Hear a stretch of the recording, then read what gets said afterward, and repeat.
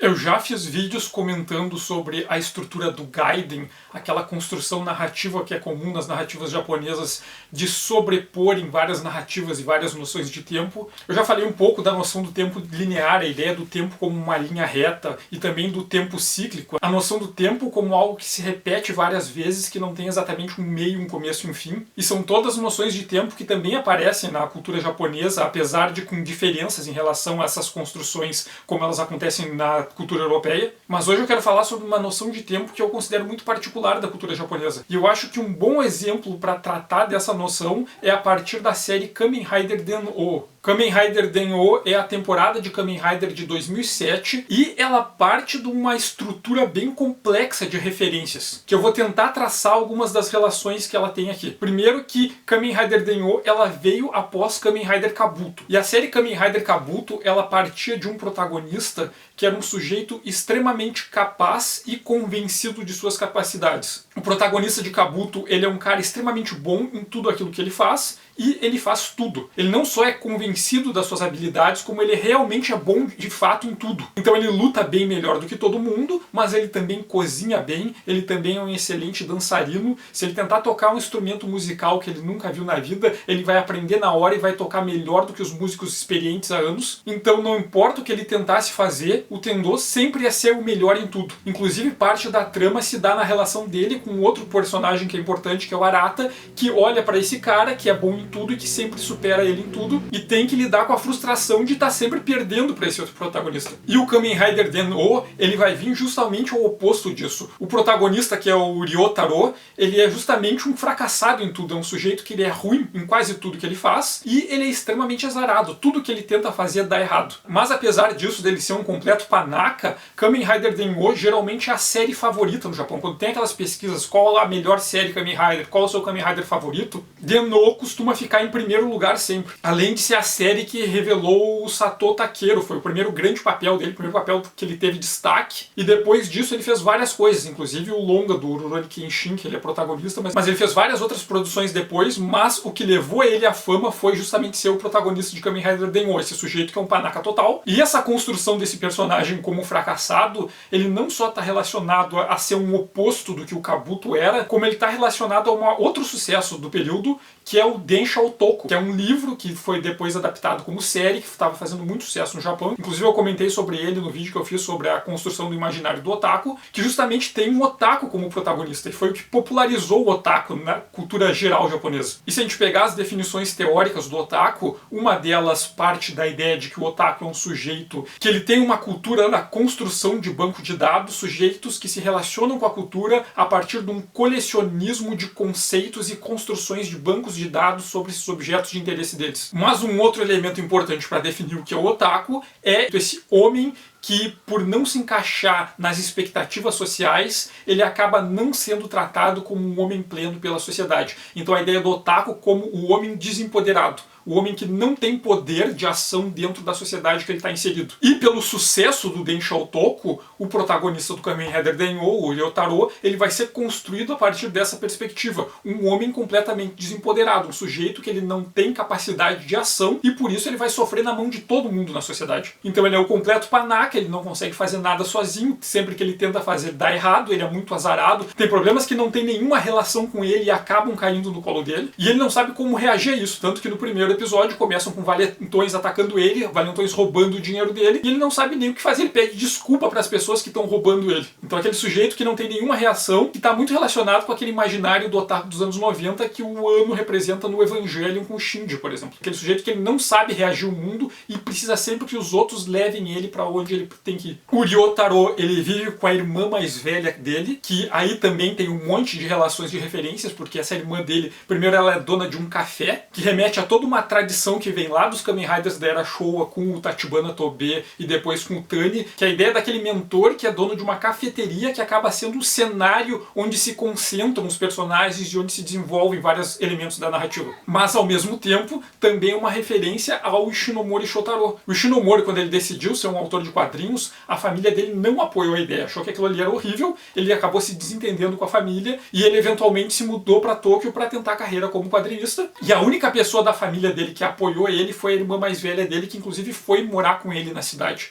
E no Kamen Rider Denyo, a irmã do Ryotaro, ela reúne vários clientes naquela cafeteria, que muitos deles frequentam o lugar porque são apaixonados por ela. Então ela tem um monte de pretendentes, mas não dá atenção para nenhum deles. Que também é uma reprodução da relação do Shinomori com a irmã dele, porque conta-se que o Shinomori morava num apartamento com a irmã dele, e esse apartamento do Shinomori era um centro em que reunia vários autores de mangá do período. Vários autores que trabalhavam com quadrinhos ali no final dos anos 60, durante a década de 70, se reuniam no apartamento do Shinomori. E conta-se a lenda que metade dos autores de mangá desse período eram apaixonados pela irmã do Shinomori e visitavam o apartamento deles muito mais para ver ela do que para ver ele. Inclusive a irmã do Shinomori ficou doente e morreu bem jovem, e é uma coisa que impactou bastante a produção dele, né? Vários dos protagonistas do Shinomori são sujeitos que perderam a família ou que tentaram salvar alguém que era próximo deles e não conseguiu. Então esse é um tema que vai aparecer bastante na obra do Shinomori, que reproduz essa relação que ele teve com a perda da irmã. Mas voltando à história, um outro elemento que vai ser apropriado do Densha Otoko, além dessa noção de construir um protagonista, que é um sujeito que é meio incapaz de lidar com a vida, vai ser a noção do trem. Porque Kamen Rider Den-no, ele vem da ideia de que Den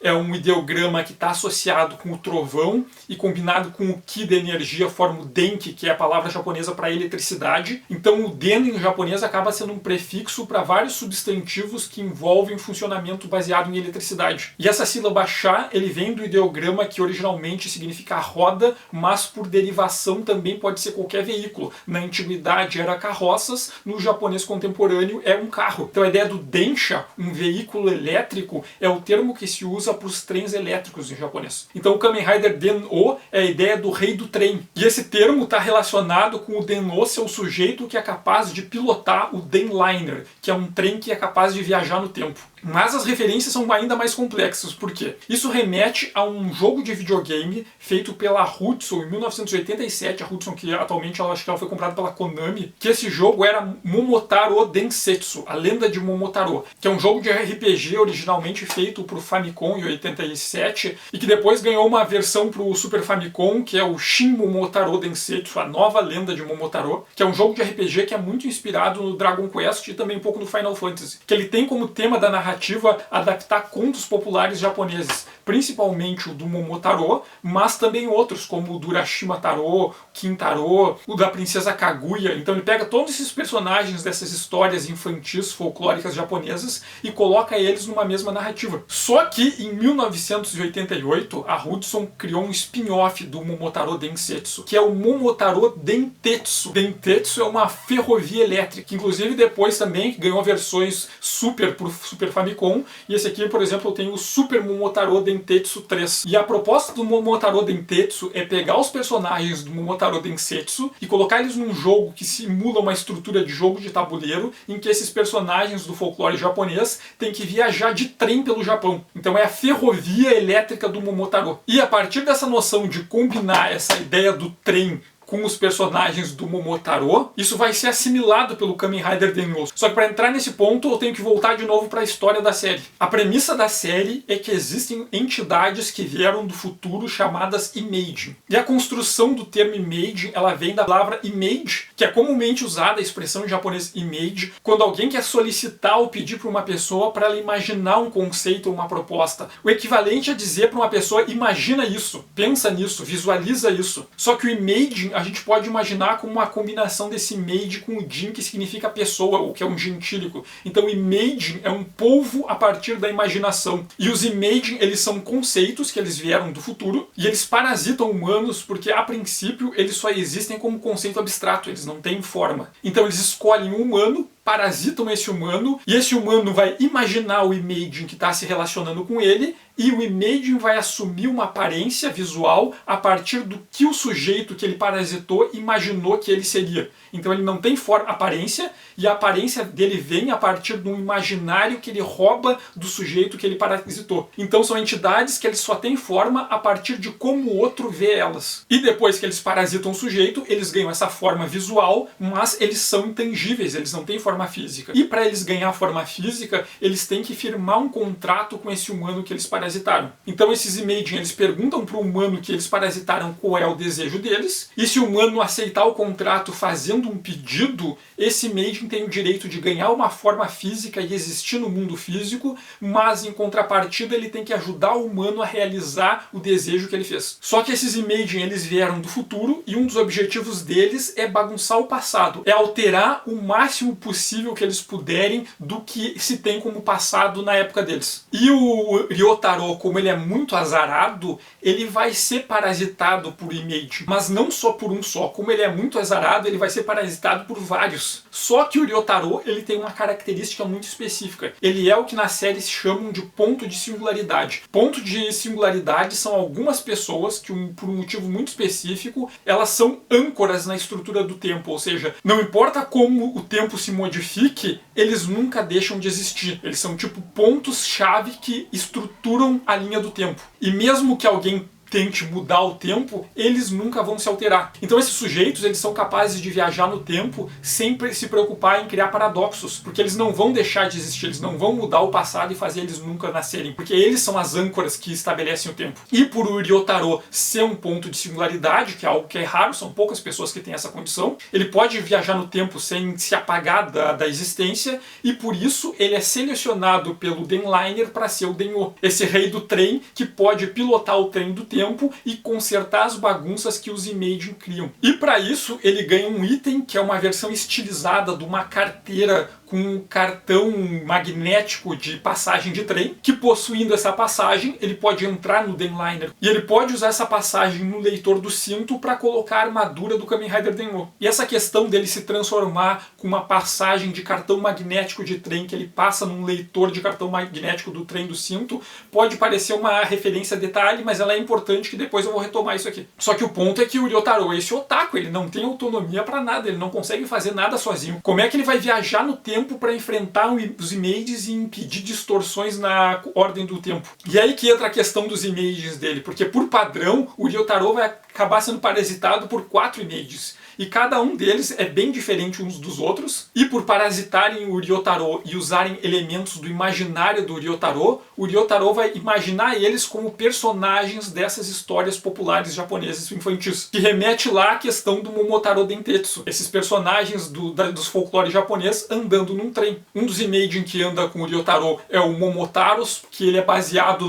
na história do Momotaro. O Momotaro é um personagem de uma história infantil japonesa que é uma releitura masculina da Princesa Kaguya, sobre um casal de idosos que não tinha filhos, moravam no campo e tinham dificuldade e rezavam por um filho, mas nunca tiveram. Um dia desceu um pêssego gigante no rio, eles acharam, foram comer o pêssego, abriram o pêssego e dentro tinha um menininho. E eles começaram a criar esse menininho e ele cresceu e virou o filho deles, que é o Momotaro. O Taro é um termo que se usa no final de nomes que se dá para primogênitos, para o primeiro filho homem, e Momo é pêssego. Então ele é o primogênito do pêssego, o menino do pêssego. Só que em um momento Oni sequestra uma princesa e o Momotaro, depois de mais velho, ele sai numa aventura para resgatar a princesa que foi sequestrada pelos Onis que atacavam as pessoas da região. E nisso ele se encontra com um cachorro, com um fazão, com um macaco. A princípio eles se estranham, mas ele acaba conseguindo a amizade desses sujeitos. E ele, com a ajuda desses animais, vão lá e enfrentam os Onis. E o Momotaros, ele acaba assumindo uma feição de um Oni e de elementos das histórias do Momotaro,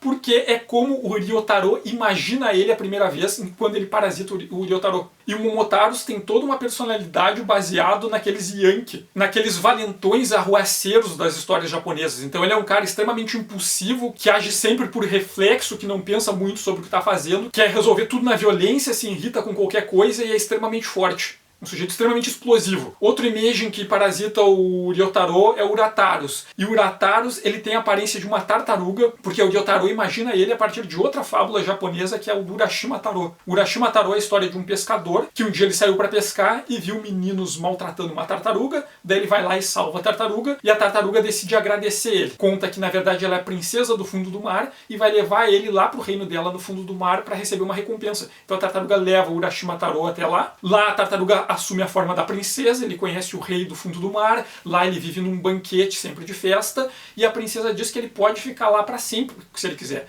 porque lá o tempo passa de um jeito diferente. E ele fica lá naqueles banquetes com a princesa, até que ele começa a sentir saudade de casa e pede para a princesa para voltar para casa. A princesa tenta convencer ele a ficar, ele não quer, então ela diz que vai levar ele para casa, só que tem uma coisa para ele que é levar, que é uma caixa. E diz que não importa o que ele aconteça, não é para ele abrir a caixa. Quando Urashima Taro volta para casa da cidade dele, ele começa a caminhar pela cidade e percebe que está tudo diferente. E que as pessoas que ele encontra na cidade não são as mesmas que ele conhecia. E quando ele chega na casa dele, ele vê que a casa dele está abandonada e se deteriorando. E daí ele descobre que ele ficou mais de 100 anos lá dentro daquela sala do banquete. E como o tempo passava diferente, lá o tempo passava mais devagar, ele continuou igual, enquanto o mundo fora mudou completamente. A cidade onde ele vivia mudou e ele se sente sozinho na cidade dele. E naquela solidão ele não resiste e abre a caixa. E ele descobre que o que tinha dentro da caixa, que a princesa disse para ele não abrir, era a juventude dele. E quando ele abre a caixa, a juventude dele escapa. E ele se torna um velho com mais de 100 anos. Essa história do Urashima Taro, inclusive, o Toriyama usa como referência para o Dragon Ball, né, para aquele arco em que o Goku salva a tartaruga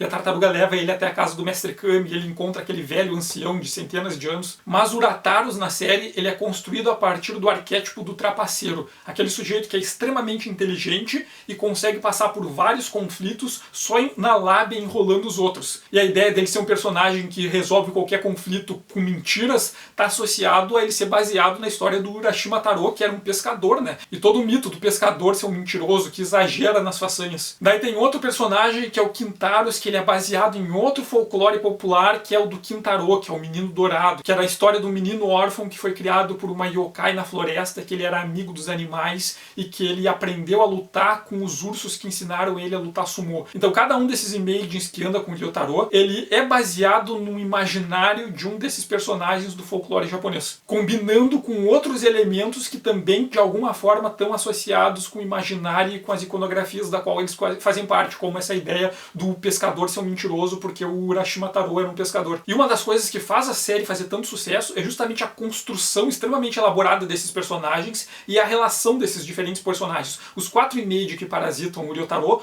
todos eles têm características de personalidade muito fortes. E eles estão constantemente em conflito entre eles. E o Ryotaro é aquele cara completamente panaca que não tem autonomia nenhuma para fazer as coisas sozinho. E a questão é que como o Ryotaro é um ponto de singularidade, ele não pode ser alterado no tempo, e como ele não fez nenhum desejo, os imaging dele não ganham forma física. Ele só tem forma física quando eles estão dentro do trem. Mas no mundo físico, eles são intangíveis. E daí que se dá a relação do Ryotaro. A armadura do Denho, ela tem uma forma padrão. Só que o Ryotaro é um panaca, ele não consegue lutar, e ele pede ajuda para os imagings. E quando ele faz isso, um dos imagings assume a forma de uma máscara que se sobrepõe à máscara que ele já usa. O termo personalidade que a gente usa para definir os sujeitos vem da ideia de persona, que é a máscara em grego, que está associado com toda aquela relação do teatro, de que quando o ator coloca uma máscara e se transforma em um personagem e assume outra personalidade. Então o Ryotaro, quando ele invoca um desses imaging, esse image se transforma numa máscara que se sobrepõe à máscara dele e assume o controle do corpo dele para lutar por ele. E quando ele faz isso, a armadura do Denho se reconfigura para ficar mais adequado a cada estilo de luta e de movimento de cada um dos personagens. Inclusive a arma padrão do Denho são 4 peças que podem ser montadas diferentes,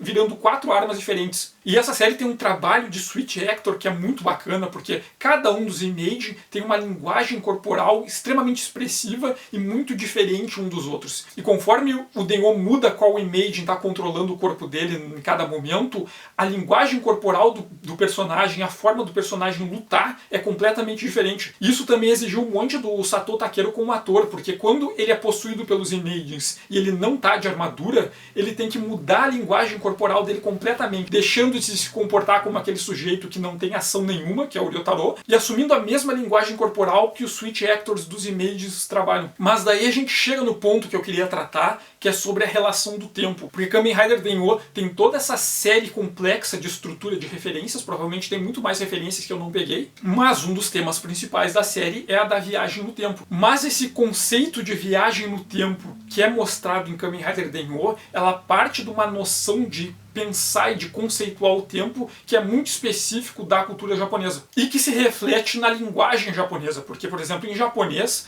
não existe uma forma verbal do futuro, não existe uma conjugação dos verbos no futuro. Existe uma forma para o passado e existe uma forma que ela é presente, mas também ela é futuro. E o que determina se a pessoa está falando um verbo no presente, se eu como ou se eu comerei, são os elementos que acompanham a frase. Então, se tiver ali um amanhã, um daqui a 2 horas, significa futuro, mas se não tiver, aquele mesmo verbo pode significar o presente. E tem um autor das letras, que é o Kato Shuichi, que ele tem uma teoria que é uma das formas importantes na cultura japonesa de se relacionar com o tempo, é como os sujeitos se relacionam com o tempo a partir de impressões que eles têm no presente. Voltando à língua japonesa, existe uma forma de conjugação para o passado, mas não existe para o futuro. O presente e o futuro são a mesma coisa. Mas se a gente pensar as outras formas verbais japonesas, por exemplo, existe uma conjugação do verbo que é relacionado ao sujeito desejar praticar a ação daquele verbo. Então, no que em português a gente usa 2 verbos, por exemplo, eu quero comer, em japonês não se usa 2 verbos. Não se usa a noção do quero nesse contexto. Existe uma forma verbal que significa desejar praticar aquela ação.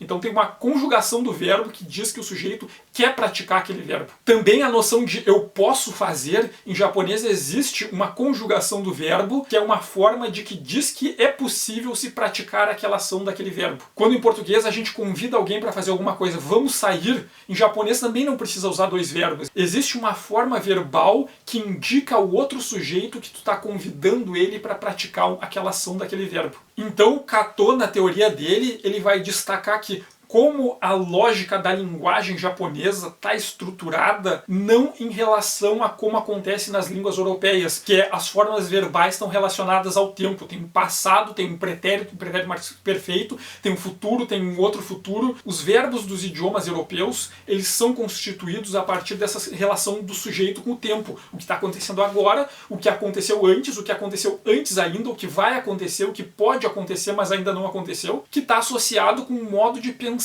ocidental, que é de pensar o tempo como uma linha de efeitos que sucedem e que o que acontece agora é consequência do que aconteceu no passado, o que vai acontecer no futuro é consequência do que aconteceu agora. E que o idioma japonês, ele não está associado a essa estrutura, porque a lógica de pensar o tempo na cultura japonesa é outra, que não é a de pensar as ações numa linha do tempo, mas pensar nas impressões que o sujeito tem a partir do presente. O sujeito está no presente e ele imagina o que ele quer fazer no presente, o que ele pode fazer, o que ele vai convidar alguém para fazer. Inclusive, ele levanta um ponto que é debatido por vários gramáticos que tratam de japonês, de que essa forma verbal do passado que existe no japonês, ela não é originalmente uma forma verbal do passado. Se condicionou a pensar essa forma a partir como uma forma do passado por causa dos estudos de língua comparada e dos esforços para tradução. Por exemplo, se tu vai ensinar uma pessoa que fala em português a falar japonês, é muito mais fácil tu ensinar que aquela é a forma do passado, porque existe uma forma do passado no português, e ao construir essa equivalência é mais fácil para um sujeito ocidental entender. Mas originalmente aquela forma ela não indicava o passado, e sim ela indicava a memória. É uma forma verbal que significa aquilo que o sujeito no presente está lembrando que aconteceu. Então essa forma não é uma forma do passado, é uma forma da lembrança. E a lembrança é algo que acontece no presente, no agora. É eu agora, hoje, estou lembrando de algo que aconteceu, mas a lembrança acontece hoje. Então uma invocação de fatos no passado, mas essa invocação está sendo feita hoje a partir da memória. Então o Kato vai construir essa teoria sobre essa construção de relação com o tempo que acontece na cultura japonesa, que é muito específica do japonês, de pensar os fenômenos não a partir de uma estrutura, numa posição no tempo, e sim do sujeito no presente, se relacionando com as possibilidades, com o que ele lembra, com o que ele deseja, com o que ele pode. E é uma forma de se relacionar com o tempo que é muito específica japonesa. Eu não sei se tem alguma cultura ocidental, por exemplo, que tenha dado tanto ênfase para se relacionar com o tempo a partir dessa forma. Ignorar completamente essa noção de tempo linear, de posição no espaço, e pensar as relações a partir sempre do presente e das impressões a partir do presente. Mas essa teoria ela é extremamente importante para a gente entender Kamen Rider Dengo. porque um dos temas do Kamen Rider Den-O é a viagem do tempo. Só que a forma como a viagem no tempo em Kamen Rider Den-O é estruturada é completamente diferente do que a gente está acostumado a ver em narrativas ocidentais. Porque Kamen Rider Den-O parte desse conceito de que passado é memória. Então os personagens podem viajar no tempo, só que como o passado é memória, que os sujeitos lembram é o que define o passado. Então se alguém lembra de um grande evento que aconteceu no passado e eles tentarem voltar no tempo e mudarem elementos para tentar mudar o passado, naturalmente a linha temporal tenta corrigir as mudanças que eles causaram para impedir que grandes mudanças aconteçam naquilo que muitas pessoas lembram. Por exemplo, se muitas pessoas lembram que um avião caiu, não importa que eles tentem impedir as pessoas de embarcar no avião, que eles tentem impedir que o voo decole, que eles tentem consertar o defeito no avião,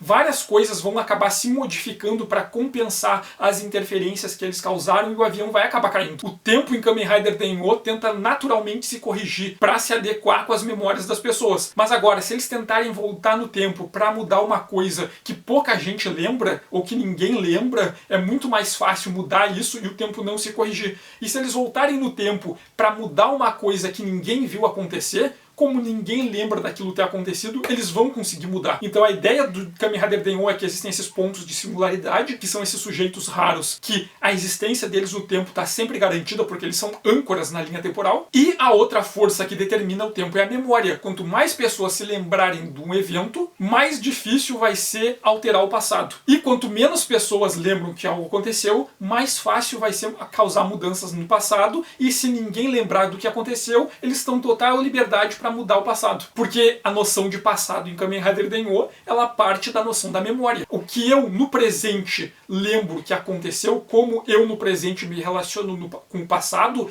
é o que determina o que o passado é. E daí nós voltamos à ideia dos Imaging, porque os Imaging são essas formas conceituais, que eles parasitam o humano para ganhar uma aparência visual, depois eles fazem um contrato com o humano para ganhar forma física, e o contrato é, eles ganham a forma física se eles ajudarem o humano a realizar o desejo que ele fez. Só que isso tem um preço. Quando eles conseguem ajudar o humano a realizar o desejo que ele queria, eles têm direito de roubar uma lembrança do humano de um momento importante na vida dele. E como ele perdeu aquela memória, o Image pode voltar no tempo e bagunçar completamente aquele evento. Porque a pessoa para quem aquele evento era mais importante nem se lembra mais dele. E se o sujeito no presente não tem mais vínculo nenhum com aquele fato no passado, aquele fato é como se não existisse. E se ele não existe, ele pode ser modificado. Então o Kamen Rider Den-O vai trabalhar com essa noção de que o elemento mais importante para definir como nós nos relacionamos com o passado são as nossas memórias. É o que hoje a gente sente em relação ao passado. Como eu hoje me relaciono com o passado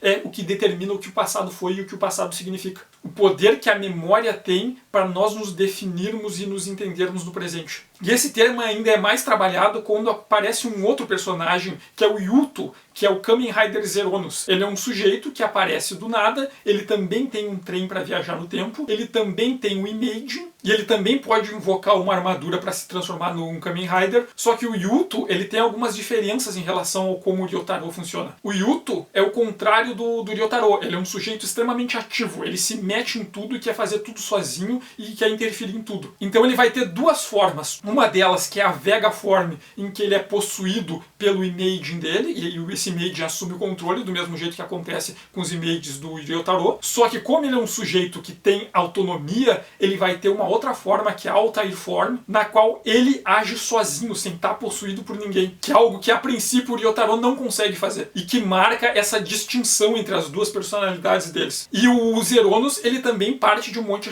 de referências, né? As formas dele, Altair e Vega, elas são nomes de duas estrelas. A Vega é a estrela mais brilhante da constelação de Lira, e a Altair é a estrela mais brilhante da constelação de Águia. Mas elas têm uma importância bem específica na cultura japonesa. Elas estão relacionadas a um festival anual que acontece no Japão, que é o Tanaba Mitsuri, que ele acontece em 7 de julho e está associado com o posicionamento dessas duas estrelas, mas também com um mito de origem chinesa que foi apropriado no Japão, que é a história de uma princesa, que é Orihime, que seria a estrela Vega, e um pastor, que é o Hikoboshi, que é a estrela de Altair. E nesse mito tradicional japonês, que é uma apropriação do mito chinês, ele conta a história dessa princesa e do pastor, que eles se apaixonaram, mas eles foram proibidos de ficarem juntos. e foram afastados, e por isso a estrela Vega e Altair têm uma certa distância, mas que no dia 7 de julho eles se aproximam. Então Altair e Vega, eles estão relacionados com essas narrativas dos amores impossíveis, do casal de apaixonados que não pode ficar junto. E ao mesmo tempo está relacionado com elementos da astronomia. E todo esse imaginário da astronomia, com o do casal de apaixonados que não podem ficar juntos, também vão aparecer na série, mas eu não vou entrar aqui porque é para não dar spoiler para quem não viu. Inclusive o Deneb, que é o Imaging dos Eronos, ele tem esse nome e essa forma por causa da relação dele com a astronomia e também porque ele faz parte do Triângulo de Verão, que é um agrupamento estelar formado por Altair, Vega e Deneb. Se essas estrelas forem ligadas por linhas, formam um triângulo, e bem nesse espaço do triângulo é possível ver a sobreposição das estrelas que formam a Via Láctea. Mas focando aqui na relação dos Eronos e do tempo, voltando à questão que eu tinha comentado sobre a passagem do Kamen Rider Denno, ele pode invocar o trem dele e ele pode se transformar com uma versão estilizada de um cartão magnético de passagem de trem que ele passa num leitor que tem no cinto dele. Os Eronos também vai invocar a armadura dele a partir de uma referência do uso de passagens de trem, só que o sistema do cinto dos Eronos é diferente, ele não é baseado no cartão magnético, ele é baseado no bilhete mecânico. Então ele tem uma série de bilhetes que ele tem que introduzir no cinto dele como se fosse um leitor de bilhetes mecânicos que depois de lido engole o bilhete. Então se o Denno tem essa ideia de um cartão magnético, algo que pode ser renovado, recarregado e que ele pode andar no trem infinitamente, os Eronos têm bilhetes. E esses bilhetes têm um número determinado. Ele vai poder embarcar no trem um número pré-determinado de vezes. E conforme ele usa esses bilhetes para se transformar, eles vão gastando. E o preço desses bilhetes é que cada vez que um deles é usado, cada vez que os Eronos invocam a armadura deles, alguém esquece uma coisa sobre ele. E os Eronos não é um ponto de singularidade. Então cada vez que alguém esquece uma coisa sobre ele, a existência dele no tempo se torna mais tênue. E significa que ele fica mais vulnerável a mudanças no tempo. E depois, quando aparece a forma power-up dele, que é a Zero Form, ela parte da ideia de que quando ele ativa aquela forma, ele envelhece e ele adquire todas as habilidades e a sabedoria que ele ainda vai ter no futuro. Então, por um curto período do tempo, ele se torna o ele do futuro, mais experiente, mais sábio, mais capacitado. Só que o preço para ele assumir a Zero Form é, cada vez que ele usa aquela forma, ele precisa usar um bilhete específico que faz com que a pessoa para quem ele é mais importante se esqueça dele. E se todo mundo esquecer dele, inclusive a pessoa que mais se importa com ele, nos leva à pergunta: se no futuro, depois que nós morrermos, ninguém lembrar de nós, nós temos ainda algum significado num mundo que não lembra mais que um dia a gente existiu? Que é um problema pelo qual o Ryotaro não tem que se preocupar em passar. Isso também tem uma questão narrativa de metalinguagem, né? Ele é o protagonista, ninguém vai esquecer do protagonista. Inclusive as formas do power-ups do Ryotaro, elas partem de outras questões, né? Uma delas está associada com os elementos definidores do que é um Kamen Rider. Um deles eu considero essa noção de que é esse sujeito que ele tem um poder que vem de algo maligno e ele direciona aquilo para fazer algo bom. O que está ameaçando a organização do tempo são os Imaging. Só que o Ryotaro, ele tem Imagings parasitando ele e ele usa esses Imagings para lutar contra aqueles que estão bagunçando a linha do tempo. Ele pega essa força que aparentemente é caótica e usa elas para fazer o contrário, para ordenar. E outra questão que é importante para o imaginário do super-herói japonês e que virou essencial para os Kamen Riders a partir do Kuga, a partir da era Heisei, é a ideia do protagonista como um herói mediador, aquele sujeito que consegue resolver os conflitos fazendo as pessoas entrarem em acordos, consegue mediar as tensões. Então uma das formas power-up do Ryotaro é a Climax Form, e na Climax Form ele é possuído pelos 4 Imaging ao mesmo tempo. E os 4 Imaging, eles são sujeitos com personalidades extremamente fortes, são extremamente caóticos, eles estão sempre brigando entre eles, porque eles são muito diferentes. E essa forma superior do Denno vem justamente da capacidade do Ryotaro ser um mediador. Apesar de ele ser um fracassado em tudo,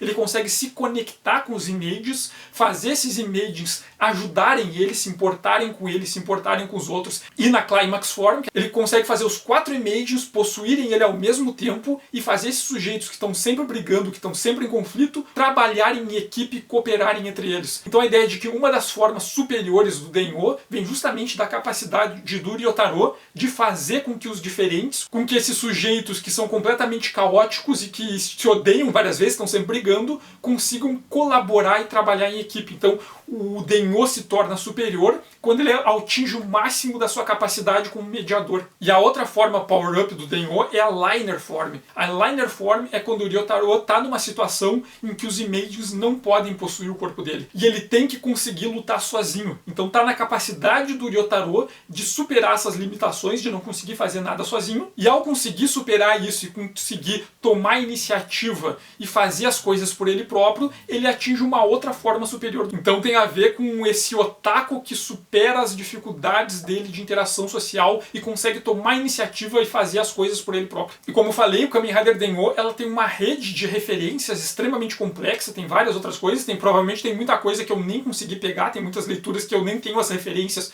para fazer as interpretações e as conexões, mas uma das coisas que faz ela ser um sucesso, faz ela ser o Kamen Rider favorito dos japoneses, é como ela consegue trabalhar com esses vários personagens que são carismáticos, que são marcantes, que estão em conflito, mas que ocasionalmente tem que conseguir cooperar entre eles para conseguir resolver as questões que eles estão tentando resolver. E, inclusive, o Denho, ela é uma forte influência para o Kamen Rider Revice, que está sendo exibido agora, porque toda aquela dinâmica do Ikki, do Vice, aquele sujeito que é parasitado por uma outra entidade que assombra ele, que às vezes eles se fundem e viram só, e que são muito diferentes, mas tem que trabalhar junto. É toda uma releitura dessas relações do Kamen Rider Denho. Mas o que eu queria destacar aqui hoje é justamente essa forma de se relacionar com o tempo, é pensar o tempo não como uma série de eventos que são posicionados a partir de uma relação do que aconteceu antes, do que aconteceu depois, de como o hoje é influenciado pelo antes e como o amanhã vai ser influenciado pelo hoje, mas é uma outra lógica de pensar e de se relacionar com o tempo,